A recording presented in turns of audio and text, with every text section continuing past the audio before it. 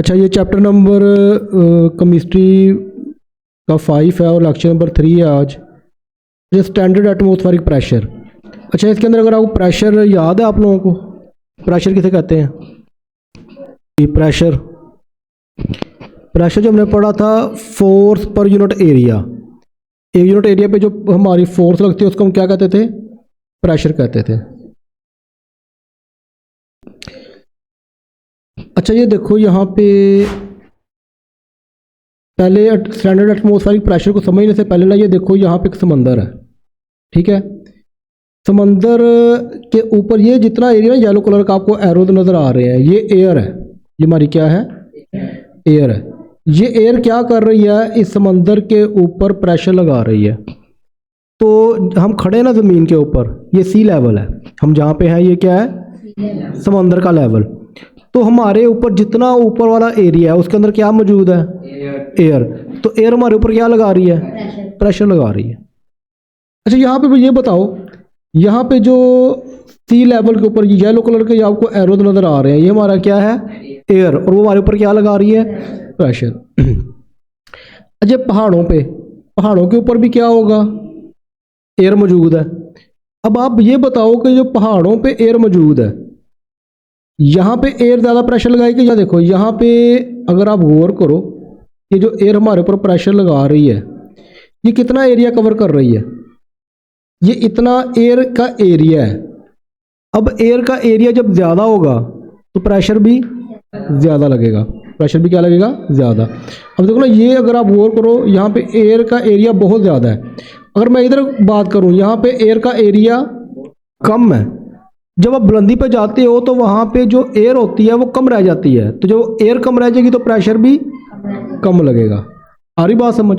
यानी यहाँ पे आपका एरिया ज़्यादा होने की वजह से ऊपर से एयर ज़्यादा है, तो एयर ज़्यादा है तो प्रेशर भी ज़्यादा है। अब भी एक शख्स पहाड़ पे खड़ा है तो उसके ऊपर जो एयर का प्रेशर है वो कम है। इसी वजह से जब पहाड़ों पे जाते हैं ना, तो वो लोग कहते हैं कि जिनको सांस का मसला है, वो कहते हैं कि साथ कोई ऑक्सीजन का सिलेंडर वगैरह लेके जाएं। क्यों लेके जाएं? क्योंकि वहाँ पे एयर का प्रेशर कम होता है, सांस लेने में प्रॉब्लम आती है, हवा कम होती है। कहते हैं ना पहाड़ों पे हवा कम है, वो हवा कम नहीं, ऑक्सीजन कम होती है, क्योंकि वहाँ पे एयर का प्रेशर कम हो जाता है। क्लियर होगी बात यहाँ पर? अच्छा जी, अब स्टैंडर्ड एटमॉस्फेरिक प्रेशर। अगर आप लोग देखो, स्टैंडर्ड एटमॉस्फेयर का मतलब क्या होता है? एटमॉस्फेयर का मतलब होता है हवा। यानी कि जो हमारे ऊपर जितना एरिया है ना, ये एटमॉस्फेयर है। जो हमारी ज़मीन है ये लैंड कहलाती है, मिट्टी वगैरह आ जाती है, रेट्स आ जाती है, और जो लिक्विड है पानी, वो वाटर आ जाता है। तो 3 तरह की चीज़ें हमारे पास, हवा, मिट्टी और पानी। तो जो हवा है उसको हम एटमॉस्फेरिक बोलते हैं। एटमॉस्फेरिक प्रेशर हवा का प्रेशर। एटमॉस्फेरिक प्रेशर स्टैंडर्ड का मतलब है जो कि हर जगह एक जैसा, हम कह सकते हैं पूरी दुनिया में, कि जिसको हम स्टैंडर्ड मानते हैं। जितना अब डॉलर है, डॉलर पूरी दुनिया में चलता है, लेकिन हमारे पाकिस्तान में क्या चलते हैं? रुपए। और सऊदी अरब में रियाल चलते हैं। तो स्टैंडर्ड का मतलब कोई ऐसी चीज़ बना लेना जो कि पूरी दुनिया में चले, जिसको हम सब स्टैंडर्ड माने। तो उसके लिए हमने एक्सपेरिमेंट किया। अगर आप गौर करो, ये क्या मौजूद है? वाटर है, लेकिन ये असल में उसने लिया मरकरी। क्या ली हुई है? मरकरी ली हुई है, ये एक कंटेनर के अंदर। अब ये उसने क्या रखी हुई है? एक ट्यूब रखी हुई है उल्टी करके, ऊपर से उसका मुंह बंद है, क्लोज है। अब अगर अक्सर देखो, जब नहाते हो, कभी नहाते हुए जब आप पानी का डोंगा जिसे कहते हो, वो उल्टा करते हो पानी के अंदर, तो जब उल्टा करते हो ना, तो पानी नीचे थोड़ा सा ऊपर को चढ़ जाता है। उसका लेवल, जो आपकी बाल्टी का पानी का लेवल होता है, उससे ज्यादा हो जाता है, ऊपर की तरफ। ऐसा क्यों होता है, कभी सोचा?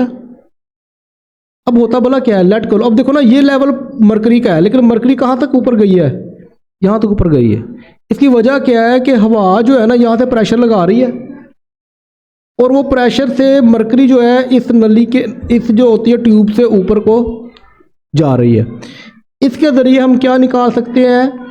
हम इसके ज़रिए प्रेशर निकाल सकते हैं। किसका? एटमॉस्फेयर का। तो मरकरी के ज़रिए हम क्या करते हैं? प्रेशर निकालते हैं एटमॉस्फेयर का। इधर ही खड़ा रहा, तूने नहीं जाना अभी। यहाँ तक क्लियर होगी बात? अच्छा, ये समझाना ज़रा ज़रूरी था, ये क्यों ज़रूरी था वो देखो ज़रा। अब ये चीज़ें समझ आएंगी तो आपको अगली बात समझ में आएगी।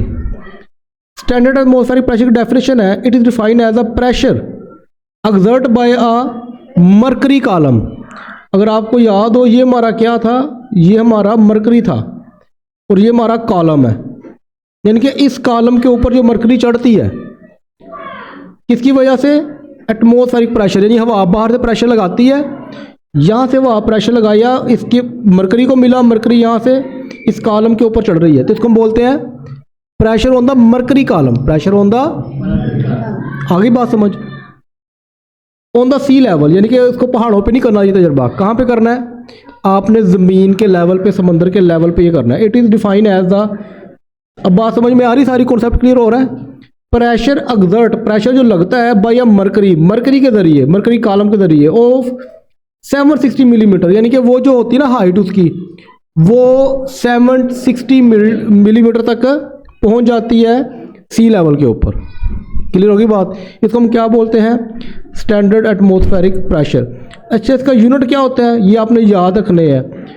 1 एटमॉस्फेयर होता है, 1 एटमॉस्फेयर किसके बराबर होता है, 760 टार के, या 760 मिलीमीटर ऑफ मरकरी। अब देखो ना, मरकरी के ऊपर एक्सपेरिमेंट हुआ था ना, और वो कितना ऊपर चढ़ा, 760 मिलीमीटर। इसलिए इसका, अब ये समझ आ रही है बात क्या है, या इसको हम बोलते हैं 760 टार भी बोलते हैं, या हम इसको 101,325 न्यूटन पर मीटर स्क्वायर भी बोलते हैं, या इसको 101,325 पास्कल भी बोलते हैं।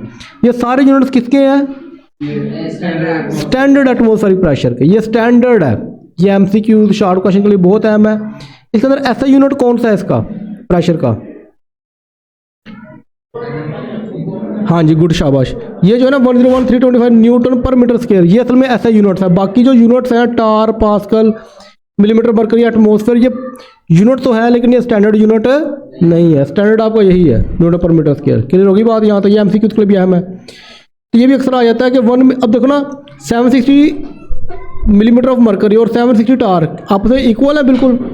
760 कट जाएगा तो क्या रह जाएगा, 1 मिलीमीटर मरकरी किसके बराबर होगा, 1